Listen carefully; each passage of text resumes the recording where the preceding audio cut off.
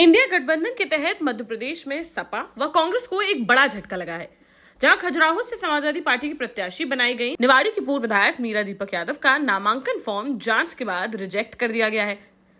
पन्ना जिला निर्वाचन अधिकारी के अनुसार नामांकन फॉर्म पर 2 जगह में से एक जगह हस्ताक्षर नहीं करने व पुरानी मतदाता सूची लगाने के चलते यह फैसला लिया गया है। जैसा कि आपको मालूम होगा कि इंडिया गठबंधन के तहत कांग्रेस ने एमपी में खजुराहो की सीट समाजवादी पार्टी के लिए छोड़ी थी, जिस पर अखिलेश यादव ने पहले मनोज यादव को यहां से अपना उम्मीदवार घोषित किया था। लेकिन इसके 2 दिन बाद अखिलेश यादव ने बड़ा उलटफेर किया और मनोज यादव का टिकट काटकर भाजपा प्रदेश अध्यक्ष व बीजेपी प्रत्याशी वीडी शर्मा से मुकाबला करने के लिए बुंदेलखंड क्षेत्र में सपा के कद्दावर नेता, पूर्व विधायक व एमपी के पूर्व सपा प्रदेश अध्यक्ष दीप नारायण सिंह यादव की पत्नी निवाड़ी से विधायक रह चुकी मीरा दीपक यादव को अपना अधिकृत प्रत्याशी घोषित कर दिया। साथ ही मनोज यादव को एमपी में पार्टी के प्रदेश अध्यक्ष की जिम्मेदारी सौंप दी गई। सपा प्रत्याशी मीरा दीपक यादव ने दूसरे चरण के नामांकन के आखिरी दिन गुरुवार को ही अपना नामांकन दाखिल किया था, जिसमें जांच के दौरान उनके फॉर्म में 2 कमियां पाई गईं। जहां खजुराहो लोकसभा क्षेत्र के रिटर्निंग ऑफिसर व पन्ना कलेक्टर सुरेश कुमार ने सपा प्रत्याशी व मीडिया कर्मियों को जानकारी देते हुए बताया कि मीरा दीपक यादव ने अपने नामांकन फॉर्म में नई सत्यापित मतदाता सूची संलग्न नहीं की थी, जिसकी जगह पुरानी मतदाता सूची लगा दी गई। साथ ही फॉर्म में 2 जगह 2 बार हस्ताक्षर की जगह सिर्फ एक जगह ही साइन किए गए हैं, बाकी दूसरी जगह हस्ताक्षर नहीं किए गए, जिस कारण उनके नामांकन को निरस्त कर दिया गया है। वहीं नामांकन फॉर्म निरस्त होने के बाद पूर्व विधायक दीप नारायण सिंह यादव की प्रतिक्रिया सामने आई, जहां उन्होंने कहा कि 2 अप्रैल को वोटर लिस्ट की कॉपी के लिए अप्लाई किया था, जो 3 अप्रैल तक भी नहीं मिली। इस स्थिति में जो पुरानी सर्टिफाइड कॉपी उन्हें उपलब्ध थी, उसे लगा दिया गया। अगर वह कॉपी खराब दिख रही थी तो हमें बताते, हम फिर दूसरी और नई कॉपी उपलब्ध करा देते। साथ ही कहा कि जो कमी थी उसे कल ही बताते तो वह उसे पूरा कर सकते थे। दीपक यादव ने कहा कि वह इसमें न्याय मांगने के लिए मुख्य निर्वाचन आयोग के पास जाने के साथ ही हाईकोर्ट व सुप्रीम कोर्ट भी जाएंगे। वहीं उन्होंने भाजपा प्रत्याशी वीडी शर्मा के खिलाफ अब इंडिया गठबंधन से कौन लड़ेगा के सवाल पर कहा कि 15 प्रत्याशियों के अभी और नामांकन फॉर्म भरे हुए हैं, उन्हीं में से किसी एक को ढूंढकर सारे नेताओं से बात करने के बाद उसे ही पूरी मजबूती के साथ लड़ाया जाएगा। क्या किया है निर्वाचन आयोग? देखिए, उन्होंने 2 कमियां निकाल के निरस्त कर दिया। पहली बात तो कल जब पर्चे की जांच की जा रही थी, अगर कुछ कमी थी तो कल बताना चाहिए।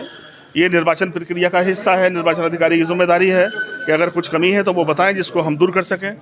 अब कल तो हमारा वैलिड हो गया पर्चा, आज हमारा प्रतिनिधि को बुलाते हैं और वो उससे बोलते हैं कि आपकी 2 चीज़ें गलत लगी हैं इसमें।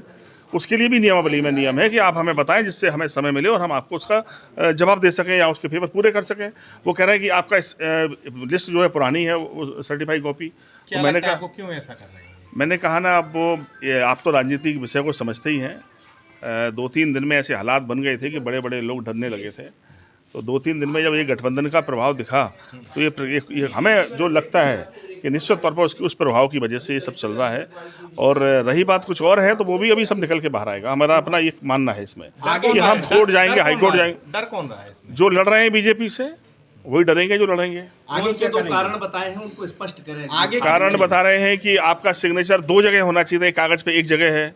तो मैंने कहा वो कल क्यों नहीं करा दिया आपने? अब दूसरा सवाल है, लिस्ट कह रहे पुरानी है तो कल क्यों नहीं बता दी लिस्ट पुरानी? भैया हम नई लिस्ट लाते थे हमारे पास। मान लीजिए अब आपकी अंतिम सूची अभी 24 को भी निकलनी है एक, तो क्या उसके लिए जो दिया करेंगे? मान लो नहीं समझ पाया कोई मतदाता या आपको लिस्ट नहीं हमें दी आपके सिस्टम ने, हमने 2 तारीख को अप्लाई किया, आपने हमें कॉपी नहीं मिलने दी, तो हमारे पास जो कॉपी था उससे भरा पर्चा। यहाँ पे आपका निर्वाचन आयोग का कोई सहयोगात्मक रवैया नहीं रहा क्या? बातें तो अच्छी हैं पर निर्णय खिलाफ है। आगे क्या करेंगे? आगे कोर्ट जाएंगे, सुप्रीम कोर्ट तक लड़ेंगे। लड़ेगा चुनाव भी, सब मिलकर लड़ाएंगे, एक प्रत्याशी ढूंढ लेंगे, फिर किसी को बना लेंगे अपना हम।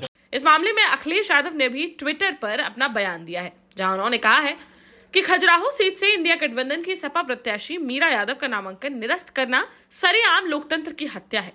कहा जा रहा है कि हस्ताक्षर नहीं थे तो फिर देखने वाले अधिकारी ने फॉर्म लिया ही क्यों? ये सब बहाने हैं और हार चुकी भाजपा की हताशा। जो न्यायालय के कैमरे के सामने छल कर सकते हैं, वो फॉर्म मिलने के बाद पीठ पीछे क्या क्या साजिश रचते होंगे। भाजपा बात में ही नहीं, काम में भी झूठी है और समस्त प्रशासनिक तंत्र को भ्रष्ट बनाने की दोषी भी। इस घटना की भी न्यायिक जांच हो। किसी का पर्चा निरस्त करना लोकतांत्रिक अपराध है। #नहीं चाहिए भाजपा। देश का जाना माना सैनफिन ग्रुप आपके लिए फिर लाया है झांसी में वास्तु के हिसाब से फ्लोर प्लान सहित एक शानदार टाउनशिप, जिसमें सुरक्षा की दृष्टि से सीसीटीवी, एक ही ग्रैंड गेट से एंट्री और एग्जिट, चौड़ी सड़कें, parking, car wash area, senior citizen and international fountain parks, swimming pool, gym, badminton, tennis आदि courts, school, hospital, shopping mart आदि कई सुविधाएं। इसीलिए तो हम झांसी में लोगों की पहली पसंद।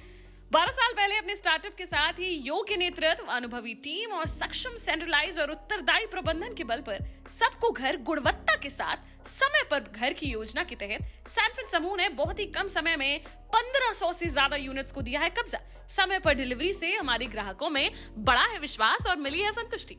सैनफिन समूह ने बहुत कम समय में Sanfin Ashok City, Green Homes Residency, Green Homes City, Sanfin Ashok Valley, Delhi Public School, Sanfin शाखा, केन सैनफिन अस्पताल सहित कई अन्य परियोजनाओं के साथ नई झांसी के निर्माण में स्थापित किया है एक बड़ा मुकाम। तो आप भी आज ही आइए अपने परिवार के साथ और कीजिए अपने सपने साकार।